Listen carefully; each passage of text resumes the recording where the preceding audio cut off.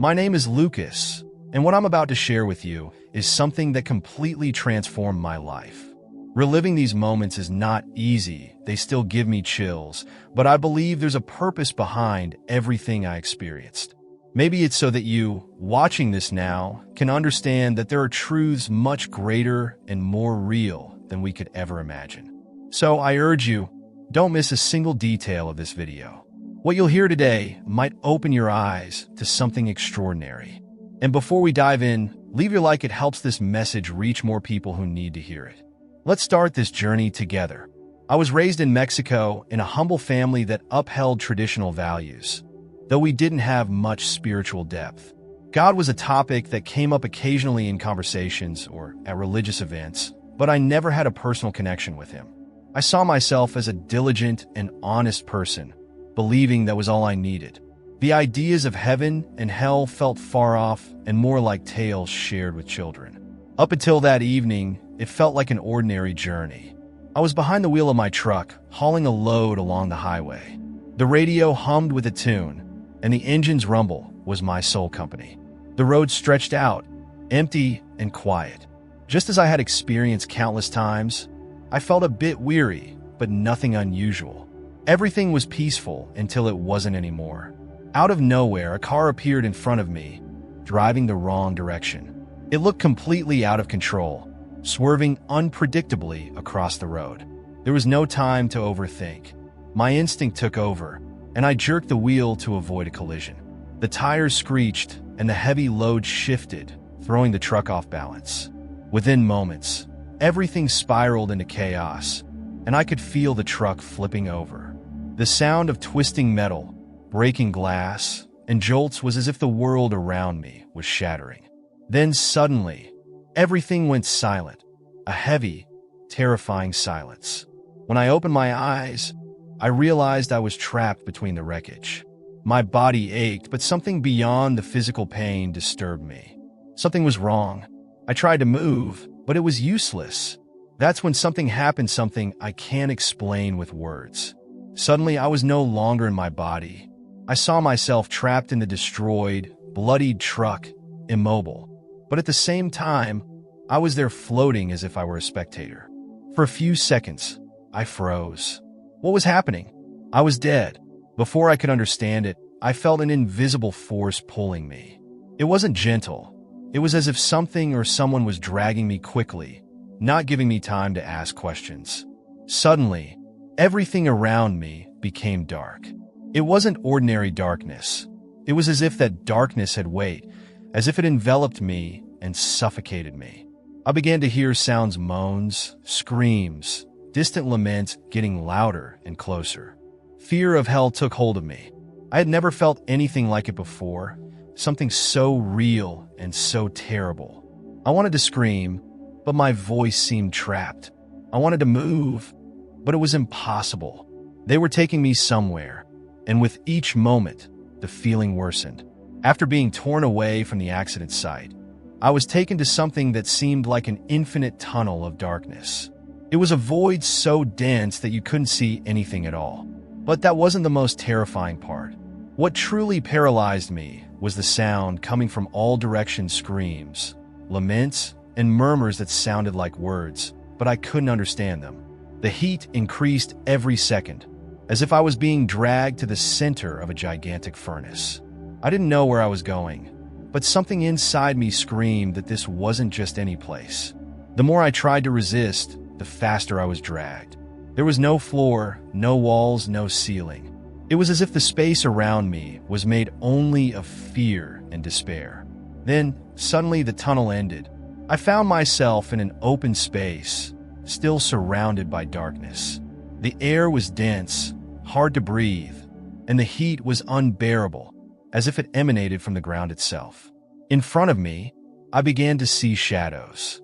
At first, they were just distant shapes, but gradually they became clearer. They were people, or at least they seemed to be. These figures moved, but not like normal humans. Their bodies were twisted, as if they were carrying an invisible weight. Some moaned, others screamed, and others just wandered with a lost look, as if searching for something they would never find. It was at that moment that I realized where I was. That was hell. It wasn't what I had imagined, a place with visible flames and demons. It was much worse. The darkness, the heat, the sound of tormented souls seemed alive, as if the very environment was part of the punishment. As I stood there, attempting to comprehend what was unfolding, an overwhelming burden fell upon me. It felt as though all the wrongs I had committed in my life were suddenly laid bare before me, my failures, my transgressions, my choices. Everything seemed to manifest as unseen chains, anchoring me to that spot. If this was to be my ultimate fate, the destination determined by the life choices I made without prioritizing what truly mattered, the weight of that realization was almost too much to bear. As I watched that place, I realized that the shadows were not just wandering. They were being drawn towards something ahead, something I still couldn't see clearly. But I knew that whatever it was even worse. Each step those souls took seemed to be filled with painful torment. It was then that I heard the most terrifying screams I had ever witnessed. They came from all directions, but at the same time seemed to resonate within me. They weren't just sounds. They were full of meaning, as if each scream carried a story, a weight, a decision that led that soul there. I couldn't move, but I knew I was being dragged toward that same destiny. My heart pounded, my body trembled, and my mind could only think of one thing. How did I end up here? Before I could reach any answer, I realized something even more disturbing. I was not alone. Something or someone was watching me in hell. It wasn't human. I didn't know if it was just a feeling or if there were truly eyes in the darkness. But whatever it was, it carried an overwhelming presence, as if it dominated that place. What I felt wasn't just fear. It was the certainty that I was facing something I could never confront. My heart cried out for help, but in that place, it seemed like no one could hear me. That was the first time I wondered if there was still hope for me. But at that moment, all I had was the silence and the weight of the shadows around me in that place where time seemed not to exist, and every second was an eternity. Something began to change. The heat, which was already suffocating, became unbearable. The darkness surrounding me seemed alive, as if it had its own will, until suddenly flames appeared in the distance. They burned intensely, but they didn't illuminate. Instead, they projected grotesque, deformed shadows that moved in a terrifying manner. I didn't know what those shadows were, but I felt they were people. As I approached, I began to distinguish their faces. There was something strange about them. Their eyes were empty, their mouths open in silent screams, as if reliving endless suffering. These figures were not just being burned. It seemed the flames came from within them, fueled by something that consumed them eternally. It was impossible to look away. Those faces seemed familiar, as if I could recognize them, but I didn't know from where. Their expressions showed deep regret, pain that went beyond the physical. They seemed to carry an impossible weight to bear. The more I looked at them, the more I understood. These people were trapped in the consequences of the decisions they made in life. It wasn't a punishment imposed from outside, but something that arose from themselves. As I walked, or perhaps was dragged, I don't know for certain, I heard screams. They weren't like the cries of pain we imagine, but something much worse. They were screams of desperate souls, filled with remorse, anguish, and the certainty that there was no turning back. Each sound seemed to pierce through me, as if I could feel the weight of their stories. I passed by a woman who was crying, surrounded by shadows that accused her. Her words were confused but full of guilt. I thought it was just a small decision. How could I have done it? I saw a man trapped in an endless cycle of pain, reliving a betrayal he committed in life. Every person seemed burdened by the direct reflection of their actions, as if they were responsible for creating the hell they now inhabited. My body trembled and my mind was in panic. I began to ask myself, is this also for me? Do I belong to this place? The weight of these questions was unbearable. For the first time, I felt something I had never felt before, a deep fear, the fear of being completely lost. Suddenly, I felt something watching me. I looked around, trying to find the source of that feeling, and saw something that froze my soul. There were figures among the flames, but they weren't human. They were enormous, made of shadows and fire, with eyes that glowed like embers. Their shapes constantly changed, as if they were made of something alive but deformed. They didn't scream or suffer, they commanded. There was no doubt that these creatures were partly responsible for the torment I saw there. Their gazes were filled with indescribable malice. When one of them began to approach, I felt as if my heart was going to stop. There was no way to confront them. I was completely vulnerable, with no way out. Then something unexpected happened. A voice emerged in the environment, different from anything I had heard before. It wasn't a scream or a terrifying sound, but something that conveyed authority and power. It was as if that voice cut through the darkness and chaos around me. It said something I will never forget. There is still time. Those words resonated like thunder, so loud they seemed to vibrate within me. Yet, there was still time. The voice echoed in my thoughts. Could it truly be possible that even in this place of anguish, a second chance awaited me? The blazing forms started to fade, and the overwhelming darkness seemed to lift. For a brief moment, I couldn't fully grasp what was unfolding, but something within me had shifted. For the first time, I sensed a way out, a glimmer of hope. But could I truly grasp it? That question ignited a deep longing in my spirit as I pressed on through the harrowing path. As I moved through the darkness, surrounded by flames that did not illuminate and screams that seemed to come from everywhere, something even more disturbing occurred. I began to notice faces among the shadows. They weren't just faces of souls, but of people I thought I knew. At first, I thought it was my mind playing tricks on me. But then one of those figures stood out, a face that made me freeze in my place. A face that marked my childhood with joy and innocence. I couldn't believe what I was seeing, but I couldn't deny it. It was Chavo, yes, that same Chavo we all saw and loved, but it wasn't as I remembered. His face was distorted, marked by pain that seemed endless. His eyes, once full of humor and life, were empty, as if all hope had been stripped away. He wasn't smiling, he wasn't playing, he was suffering. My mind refused to accept it. How is it possible? I thought, someone who brought so much joy to the world. How could he be here at this moment? I felt something overwhelming, as if a much greater truth was being revealed to me. Salvation does not depend on fame, good deeds, or the image we show others. It depends on the state of our soul before God. I tried to speak to him, to shout his name, but he didn't seem to hear me. I was completely trapped, oblivious to anything around me. The desperation in his expression was so intense that I felt as if I myself were carrying a part of that weight. What if that could happen to me too? What if, even though I thought I was a good person, my soul was as distant from God as his was? That question tore me apart inside. Meanwhile, other faces began to appear. Some I vaguely recognized. Others were complete strangers, but all had something in common. They were trapped in the same cycle of torment, reflecting the decisions they made in life. It was impossible not to think about my own decisions. I always believed I had control over my life, that being hardworking and responsible was enough to be at peace with myself. But there, I understood that I had never truly been at peace. It was at that moment that the voice returned. It wasn't a sound coming from outside, but something that seemed to touch my soul directly. How many times have you heard me speak, but chose to ignore me? The question hit me like a shock. I knew it was true. Throughout my life, God had been present in so many ways. Through decisions I made, words I heard, moments I felt his presence, but I never cared. I always thought I had time. Now I need to ask you something, the voice continued. Have you thought about the decisions you're making? What are you putting above God? Is your soul ready for what comes after this life? I want you to write something now, something very simple, but very important. Comment here. I choose to change today. Right, it wasn't just a phrase.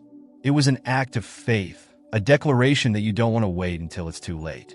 After seeing that familiar face amid the torment, my mind was flooded with questions. I didn't fully understand what was happening, but I knew it was a warning, not just for me, but for you too. In that place, I realized that hell makes no distinctions. Fame, wealth, charisma, good intentions, none of that is enough. The only thing that can save us is a genuine relationship with God.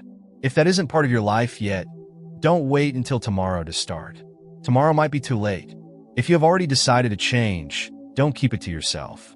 Right? I choose to change today. I want to pray for you so that this choice becomes the beginning of something that transforms your life. I wouldn't be here telling you this if I didn't feel that this message is for you. After seeing that familiar face and so many other souls trapped in cycles of remorse, I began to understand something I hadn't before. Hell wasn't just a place to go. It was the living reflection of every decision made in life. Every action, every thought, every decision we ignored or underestimated. They were engraved there like chains that kept people in eternal suffering. I was still being dragged by that invisible force. I didn't know where I was going, but the weight on my soul grew every moment. It was as if everything I had done wrong in my life was being placed before me all at once. There was no way to escape, no distractions or excuses. There, everything you are and everything you tried to hide became evident. As I was being led, I began to see scenes as if they were projected in the air, but those images weren't of other people. They were mine. Moments I lived, decisions I made, words I said, all appeared before me with painful clarity. What I saw wasn't pleasant. I saw myself ignoring my family's needs, prioritizing work or my own interests. I saw moments when I lied, even to avoid problems, thinking there would be no consequences. I saw the times I ignored faith, silently mocking those who talked to me about God, believing what they said was an exaggeration. Each scene was like a blow, and each blow weighed more heavily on my soul. I remembered occasions when I had the opportunity to do good, but chose not to because it was more convenient. I saw the times when I hurt the people I loved with harsh words or with my silence. There was no way to justify myself. I couldn't say no, I didn't know, or it wasn't that important. Everything was laid out before me like a raw and naked truth. Around me, the flames continued to burn, but it was as if they were a reflection of what was happening inside each soul. The suffering there was not only physical, it was the unbearable weight of regret, of guilt, of everything that could have been different. I understood that those people, like me, had been given opportunities in life, but ignored them. There was a woman not far from where I was, crying incessantly. She had something in her hands, but it was only air. It seemed she was trying to grab something she had lost, but she knew she could never recover it. I didn't need to ask what it was, I knew. She was trapped in regret for everything she failed to do. Another man was on his knees, shouting words I couldn't understand, but his face was the very image of despair. It seemed he was trapped in memories of betrayals, not of someone towards him, but of him towards others. It was as if every decision he made was replaying in his mind without pause, without relief. As I watched all this, a thought struck me like lightning. What am I carrying within me that could lead me to the same destiny? That question wouldn't leave my mind. I had always considered myself a good person, hardworking, responsible, someone who never harmed intentionally.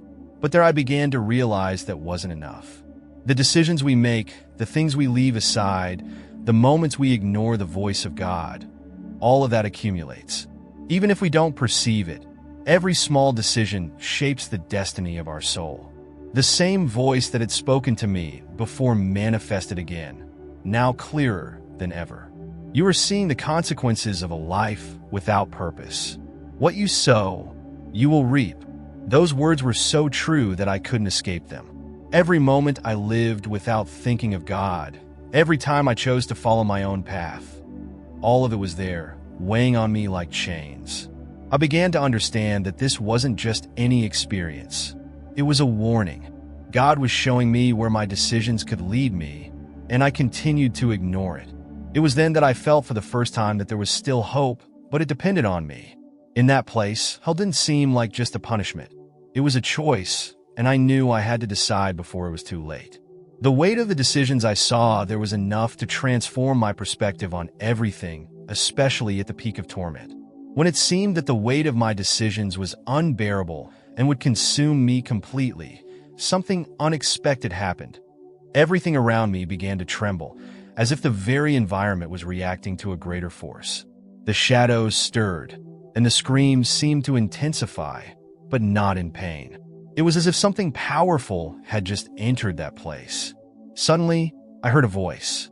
It was different from anything I had experienced before. It wasn't just a sound. Every word penetrated my being, illuminating the darkest corners of my soul. There was no way to ignore or resist it. That voice wasn't human. It carried authority, love, and justice all at the same time, in a way impossible to describe accurately. I was not created for you. Those words struck me like lightning. What did they mean? I was in a place I had until then believed was my final destination, but the voice said it wasn't. My heart began to beat uncontrollably as I tried to understand what was happening.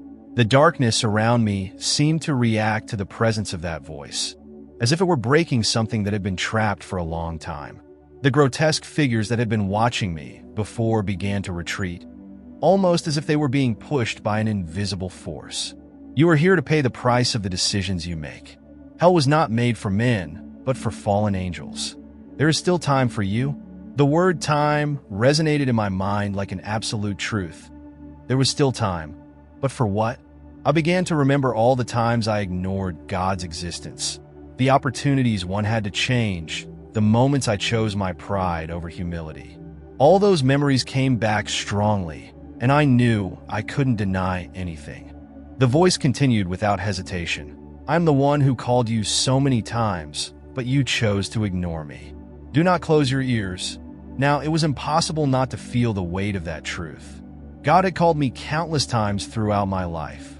People had spoken to me about him, occasions when I felt something in my heart and preferred to ignore it, moments of danger where I knew I should have thanked him but didn't. Each of those memories seemed to ignite within me as the words of the voice continued. I felt something different inside me, not just fear or regret, but the perception that everything I was experiencing was not a final sentence but a call, an opportunity to change. However, the divine warning voice also warned me. The decisions you make today determine your eternity. Time is in your hands, but it is not infinite. Those words cut deeply. How many times did I think I would have time, that I could leave it for later? How many times did I live as if life were eternal, ignoring that every second was an opportunity that God gave me to get closer to him? As I tried to process all this, I began to realize that the shadows around me were not just a representation of the place I was in. They also reflected the part of my life where God had been absent. I had allowed that darkness to grow within me over the years through wrong decisions and the emptiness that burdened my soul. But at the same time, something began to change within me. A spark of hope, small but real, was born in my heart. It wasn't something I was creating on my own. It was a gift being given to me there in that terrible experience. The voice spoke once more with clarity. Return. Make the right decision while you still can. There is no darkness that cannot be overcome by the light. The force of those words filled my heart with a certainty. I was not there by chance. This was not the end. I had been given an opportunity and knew I had to do something with it. Suddenly, everything around me began to change. The flames moved away, the shadows began to disappear, and the darkness seemed to lose its strength. The presence of the voice was like a light that filled every empty space, bringing warmth, clarity, and above all, purpose. I still didn't know exactly what would come next, but I was certain that I would never be the same. That experience was not just a vision of what could be. It was a warning, a call to change before it was too late. And it was there in the midst of that transformation that I understood how much God was willing to fight for my soul, and yours as well. When the darkness around me began to dissipate, I felt that something inside me had changed. It wasn't just the weight of regret or the guilt over the decisions I had made. It was a feeling of urgency, as if every second of my life now had a meaning I had never before understood. The voice that had confronted me, that had revealed such harsh truths to me, now seemed to be preparing me for something greater. Suddenly, the environment around me began to change. The flames that had been burning without illuminating disappeared, and instead appeared a clearing bathed in a light that did not come from any sun or star. It was a pure light, but not blinding. In that moment, I felt a peace that totally contrasted with the torment I had experienced before. It was then that I heard that voice again, with the same strength and authority as before. Listen carefully. What I am about to show you is so you can understand what is at stake. Not only for you, but for all those who walk the same path you have traveled so far. At that instant, images began to appear before me. They were scenes of the world, but not as we know it. I saw people chasing things that had no eternal value. I saw children and adults, entire families consumed by the desire to have more money, more comfort, more status. They held shiny gifts, idolizing figures of success, but their souls seemed empty. A feeling of sadness invaded my heart. I saw how people exchanged the true meaning of their lives for fleeting things. "You did that too," said the voice without hesitation. "How many times did you do that, Ricardo? How many times did you choose what shines in the world and ignore what I offered you?" The words were like a blow, but I knew they were true. For years, I lived to achieve what the world said was important. I always wanted to provide comfort for my family, to earn more, to be recognized. But in the midst of all that, I lost sight of what was truly essential. I replaced what is eternal with what is fleeting. I didn't realize that every small decision was distancing me from Him.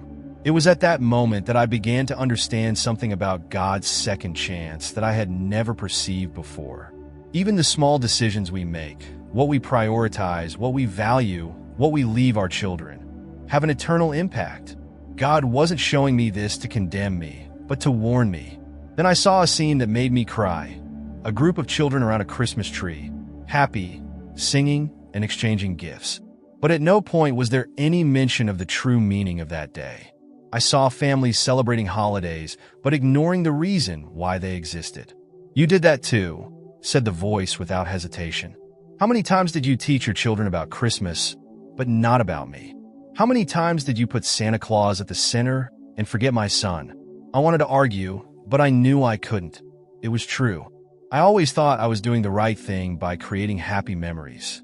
I loved my family, but I never took the time to teach them the true meaning of Christ's birth.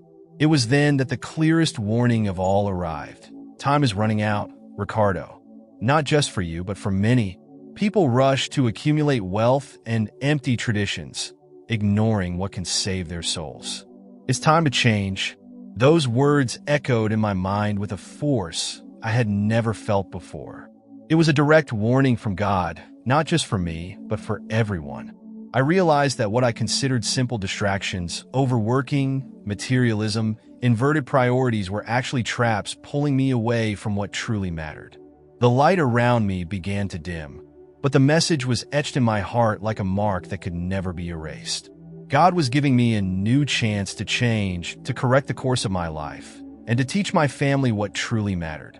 But that opportunity depended on a decision. What would you choose if you were in my place? The truth is, we don't need to wait for such an extreme experience to understand that every choice matters. What God showed me in that warning changed everything, and what happened next confirmed that my journey was just beginning. After the light disappeared, I felt as if I was being taken back. It wasn't the same dark force that had dragged me to hell, but something different, as if an invisible hand was returning me to where it all began. My eyes, once fixed on darkness and flames, began to open slowly. I realized I was back in my body. The sounds of machines and muffled voices filled my ears. There was a strong smell of medication and disinfectant. I was in a hospital. My vision was blurry at first, but soon I started to recognize faces around me, doctors and nurses, all in motion as if fighting to keep me alive. My mind was still trapped in the images of hell, the words of the confronting voice, and the warnings I received. It was hard to believe I was there, breathing after all I had seen. My body felt heavy and sore, but the greatest impact was inside me. Something had profoundly changed. A nurse approached and said something, but I couldn't hear well. My mind was focused on one thing. I had been given a new opportunity against all odds, but I knew nothing would be the same as before. The following days were filled with silence and reflection, even with doctors and family visiting. A new perspective with Jesus. It was a clear reminder of where I had been, what I saw, and the weight of the words God had spoken to me. I remembered the tormented souls, the decisions that led them there, and the direct warning I received. There is still time. That resonated most in my mind. There was still time, but I didn't know how much. While lying there, I began to think about my life. Not just the mistakes I had made, but also the opportunities one had wasted. How many times had I the chance to stop and reflect on the purpose of my existence, but chose to ignore it? How many times had I prioritized things with no eternal value while neglecting my faith and family? Something began to change in me. I used to think that just being alive was enough, working hard, maintaining my home, taking care of material things. I thought that was sufficient, but now I realized all of that was empty without God as my foundation. In that hospital, I made the first decision since the accident. I needed to change. I couldn't go back to being the man I was before that night. My life had to reflect what God showed me, not just for me, but for my family and those around me. When my wife and children came to visit, I looked at them in a way I never had before. They were not just my family. They were a gift, a responsibility that God had placed in my hands. I knew I had to be the kind of father and husband who would guide them towards something greater, something eternal. As I looked into their eyes, a silent prayer was born in my heart. God, help me do what is right. I don't want to waste any more time you've given me. My days in the hospital were a period of physical recovery, but more importantly, a time of spiritual transformation. The accident, which seemed like the end, became the beginning of something entirely new. When I was finally discharged, I left the hospital with a renewed purpose. It wasn't just gratitude for being alive, but a determination to live differently. I knew my experience wasn't just for me. It was something I needed to share with others because what I saw in hell and what I heard from God was real. Everyone needed to know there was still time to change.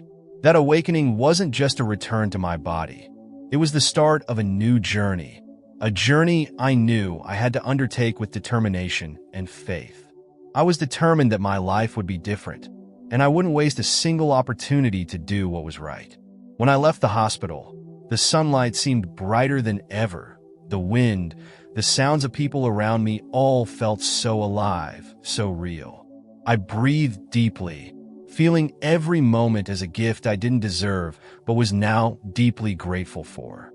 That accident wasn't just a tragedy. It was the turning point in my life. The first days at home were difficult.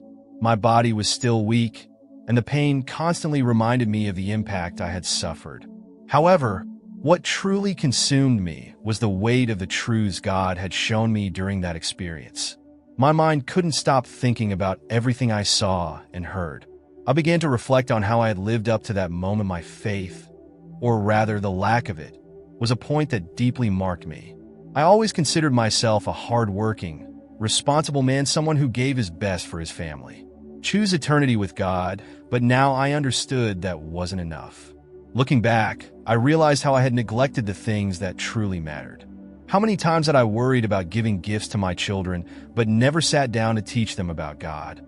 How many times had I planned dinners, parties, and celebrations, but put aside the true purpose of Christmas and other sacred moments? My perspective on life changed completely.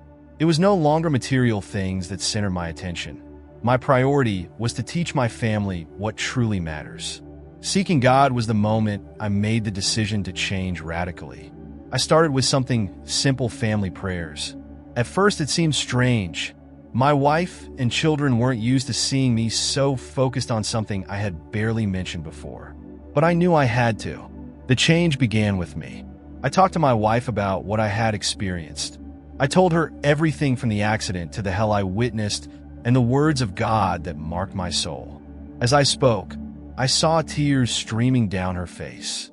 She didn't say much, but her hands squeezed mine tightly. I knew she understood. With my children, it was harder to explain something so deep and terrifying. I decided to start with the basics.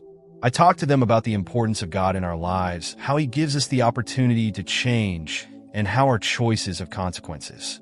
I used simple but powerful examples to show that God's love is real and that He wants the best for us, but we also need to take our part in the community. My change began to draw attention. Friends and neighbors who once saw me as reserved and work-focused started to notice something different. I began sharing my testimony first with a few close people, then in small groups at church. It wasn't easy to talk about what I had lived through, but I felt I had to. People listened attentively as I described the hell I saw, the tormented souls, and the weight of the decisions we make in life.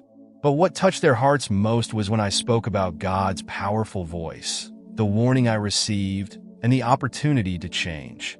Many people later approached me with tears in their eyes, saying they identified with what I was sharing. This showed me that my experience wasn't just for me. It was a call for others to reflect on their lives too. My family also began to change gradually. We learned to prioritize our faith. It was no longer about gifts, parties, or empty traditions. It was about building a true relationship with God. Today, looking back, I see how empty my life was before that accident. I thought I had everything under control, but in reality, I was walking toward an abyss. Now, I am grateful for having received a second chance not just to live, but to live the right way. Now that I'm here talking to you, I know that everything I experienced wasn't by chance. Every detail of that experience, from the accident to the warnings I received, was a direct call from God. He showed me hell, confronted me with my choices, and gave me a second chance. But it wasn't just for me. It was also for you. Hell is real.